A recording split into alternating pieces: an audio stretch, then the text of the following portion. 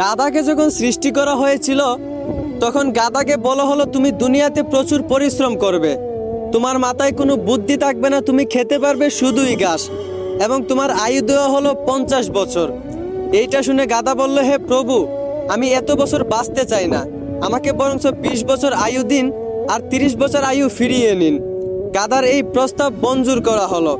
এরপর যখন কুকুরকে সৃষ্টি করা হলো, কুকুরকে বলা হলো তোমার খাবার হবে মানুষের বাসি খাবার, মানুষের রেখে যাওয়া নষ্ট খাবার, এবং তোমার আয়ু দেওয়া হলো 30 বছর। কুকুর এইটা শুনে বলল, হে প্রভু, আমি এত বছর বাঁচতে চাই না, আমাকে বরঞ্চ 15 বছর আয়ু দিন এবং 15 বছর আয়ু ফিরিয়ে নিন। সৃষ্টিকর্তা তার এই প্রস্তাব মঞ্জুর করলেন। তারপর যখন বানরকে সৃষ্টি করা হলো তখন বানরকে বলা হলো তোমার কাজ হবে দুনিয়াতে শুধু এক ডাল থেকে আরেক ডালে ঝুলাঝুলি করা, মানুষকে বিনোদন দেওয়া, এবং তোমার আয়ু দেওয়া হলো 20 বছর। বানর তখন প্রভুকে বলল, হে প্রভু, আমি এত বছর বাঁচতে চাই না, আমাকে বরঞ্চ 10 বছর আয়ু দিন আর 10 বছর আয়ু ফিরিয়ে নিন। সৃষ্টিকর্তা বানরের এই প্রস্তাব মঞ্জুর করলেন। এরপর এলো পুরুষের পালা।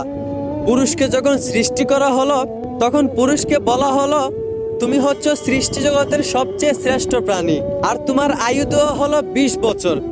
এইটা শুনে পুরুষ বলল, হে প্রভু, আমি এত কম বছর বাঁচতে চাই না, আমাকে আরো বেশি আয়ু দিন। গাধা যে 30 বছর আয়ুটা ফিরিয়ে দিয়েছিল সেই আয়ুটা আমাকে দিয়ে দিন, এবং কুকুরও যে 15 বছর আয়ুটা ফিরিয়ে দিয়েছিল সেই আয়ুটাও আমাকে দিয়ে দিন, এবং বানর 20 বছর থেকে 10 বছর যে আয়ুটা ফিরিয়ে দিয়েছিল সেই আয়ুটাও আমাকে দিয়ে দিন।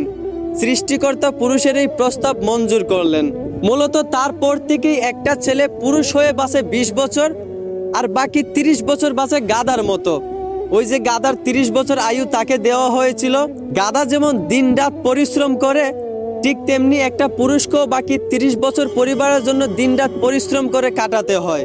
বাকি 15 বছর পুরুষদেরকে বাঁচতে হয় কুকুরের মতো। ওই যে কুকুরের ফিরিয়ে দেওয়া আয়ুটা তাকে দেওয়া হয়েছিল।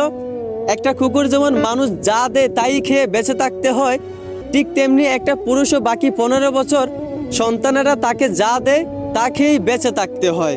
আর বাকি 10 বছর পুরুষদেরকে বাঁচতে হয় ঠিক একটা বানরের মতো। ওই যে বানরের 10 বছর ফিরিয়ে দেওয়া আয়ু পুরুষদেরকে দেওয়া হয়েছিল।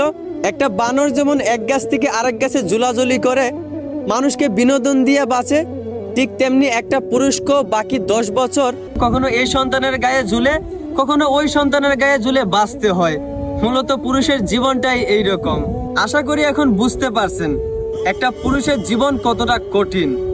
ধন্যবাদ।